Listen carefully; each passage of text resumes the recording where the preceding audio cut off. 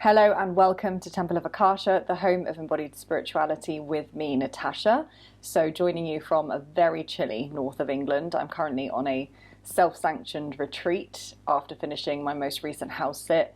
I really needed some time for myself to withdraw, to reflect, to deeply rejuvenate, and this trip has certainly done that so far.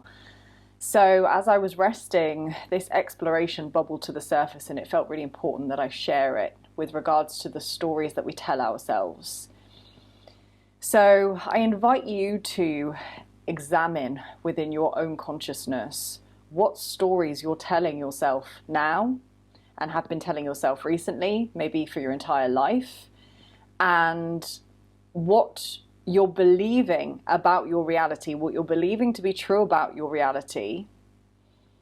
And I invite you to examine whether or not that story or that belief is truth, or whether or not it is actually just a story or a judgment. So often there are two realities playing out simultaneously. There is the actual tangible, like physical reality, the facts. For example, I'm staying in a cabin in the north of England.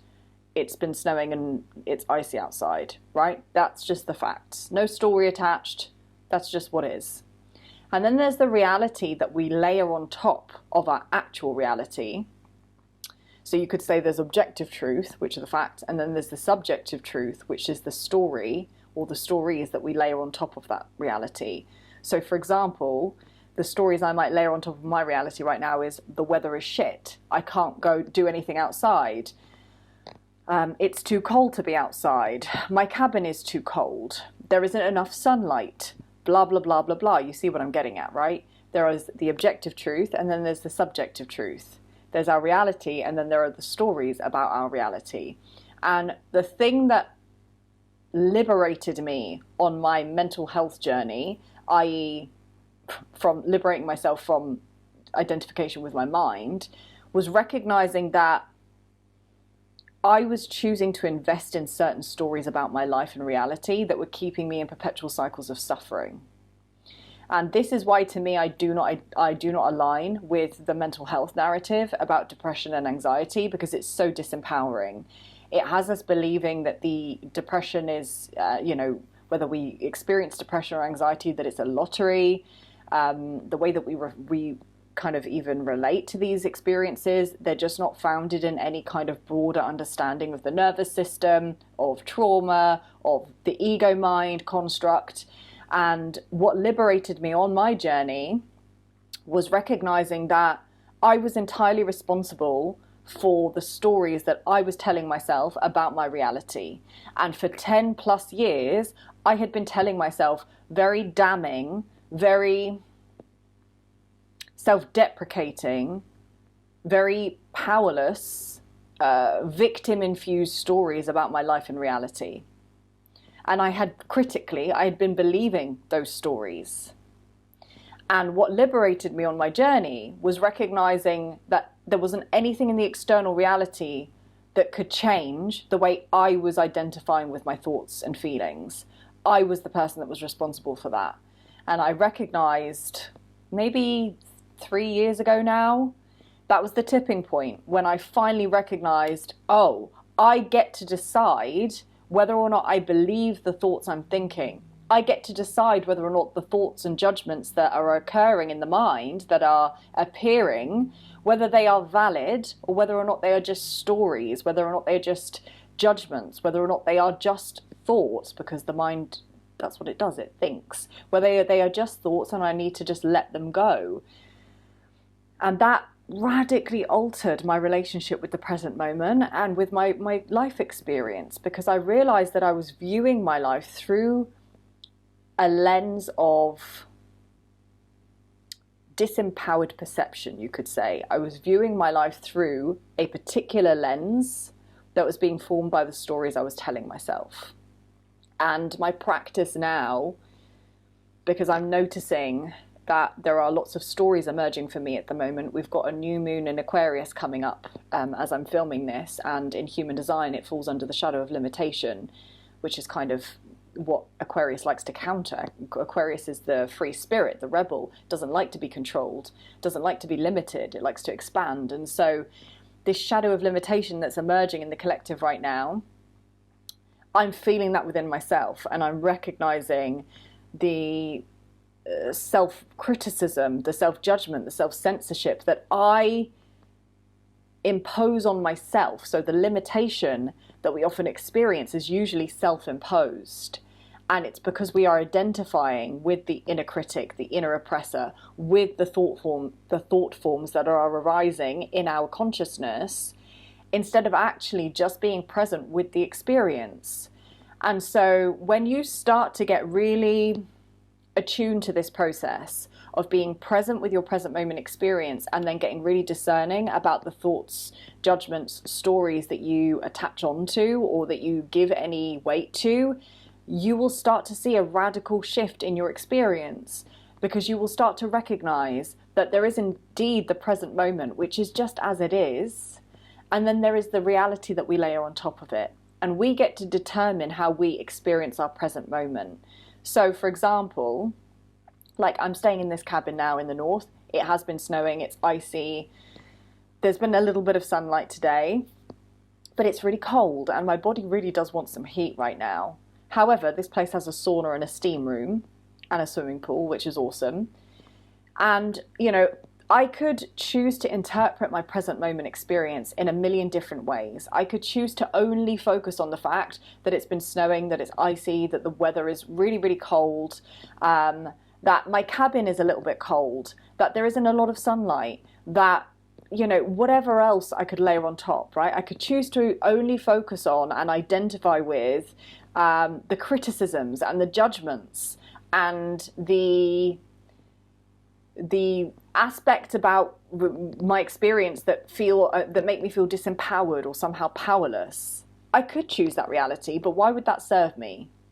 Right? I am ultimately accountable for my consciousness. So instead, I'm choosing to focus on and celebrate aspects of my reality, like the fact that I do have a sauna and steam room, and that actually when you go into that experience from when it's really cold outside, it's really, you appreciate it even more. It's really nourishing for the body. And I'm appreciating the fact that it is cozy in my cabin. It is a little bit cold, but I can get cozy in here. I've got the means to get cozy in here. And it's like whenever I come from outside, it feels like a little retreat to be in here. You know, it's like, and I'm also just really appreciative of the fact that I can even have this space, that I've had the monetary means, that I've got the time to come on a retreat in the first place.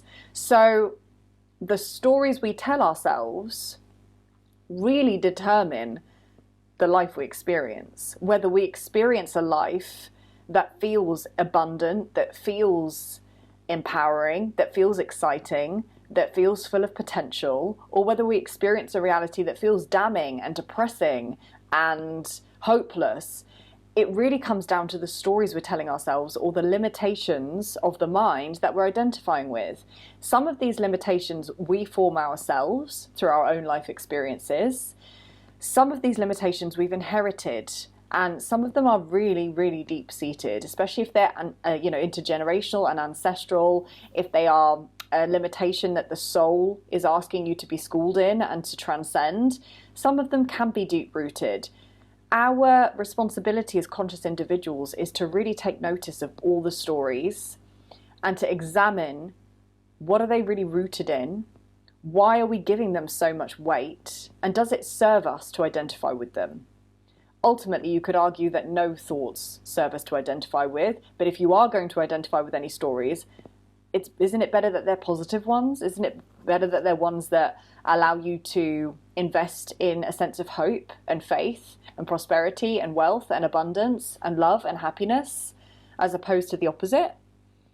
So today's reflection is really just to share with you this really critical part, I think, of our self-development journey, our self-awareness, our awakening journey of becoming very, very acutely aware of the nature of the mind, which is that it is a faculty of the being that thinks, and that's what it's designed to do, and there's nothing wrong with that. it is our choice whether or not we choose to believe and invest in every single thought we think, every single judgment that passes through the mind, every single story that passes through the mind. That's our choice. We are the witnessing awareness beyond the mind. We get to decide whether or not our awareness gets zoomed in on the stories and focuses on them and makes them into a reality, or whether or not we just let them pass by like clouds in the sky. You know, I'm a proponent of mindfulness and being aware of the mind, because I genuinely believe it has the potential to completely transform our relationship with these systems of prejudice like racism, sexism, all of these paradigms of disempowerment and judgment. I think could be shifted if we developed more conscious awareness of the nature of the mind. Because I think 100, if not 1,000 judgmental thoughts every single day. But I get to choose whether or not I identify with and believe those judgmental thoughts, right? Like someone passing on the street, I could make 5 different judgments about them. Or my cabin experience, I could make 10 different judgments about it. I get to decide whether or not the judgments and thoughts that are passing through are true, valid, and worthy of my energy or not. And again, you can consider it like, you know, clouds passing over the sky. Like, are you going to choose to hop on that cloud and go on a journey with it and allow that story to take you down an entire avenue? Or are you going to just let it float on by?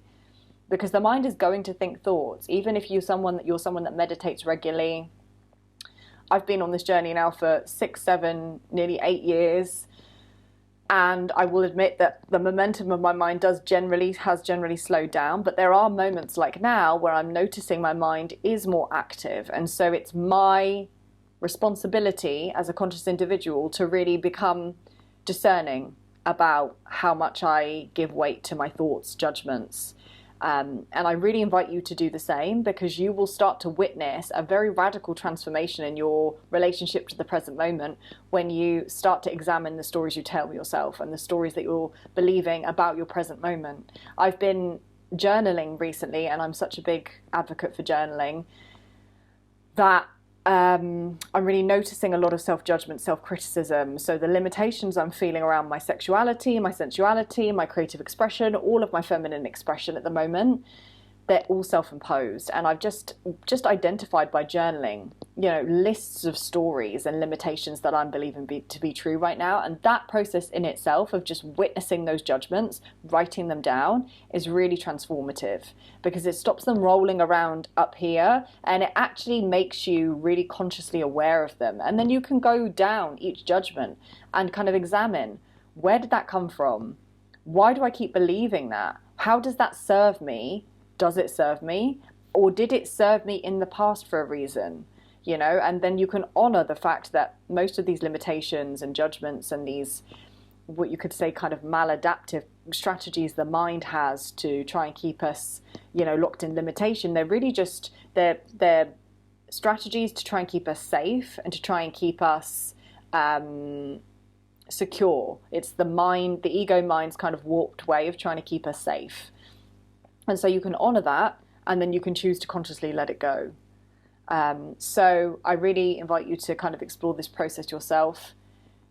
This is, to me, one of the foundational steps of transforming our relationship with mind, body, and spirit. It's really becoming aware of the limiting beliefs, stories, narratives that we believe, either in a moment, fleetingly, about another person, or throughout our lifetime. And the ones that we've, you know, continued to invest in throughout our lifetime, they're the ones that are a bit harder to shift and to move away from, because they feel so compelling, right? The roots are much deeper with the ones that we kept giving energy and awareness to. But it is possible to shift away from them, to no longer identify with them. It takes dedication to coming back to the present moment, coming back to your sensual reality, this earthly experience, and recognizing that the mind is not the master. The mind is a tool, and it is your responsibility as a conscious individual to become aware of the mind's activity. Because when it is, when the mind goes without observation, when the mind goes without being tempered with some degree of discernment, it can run rampant and it can completely warp our experience of life.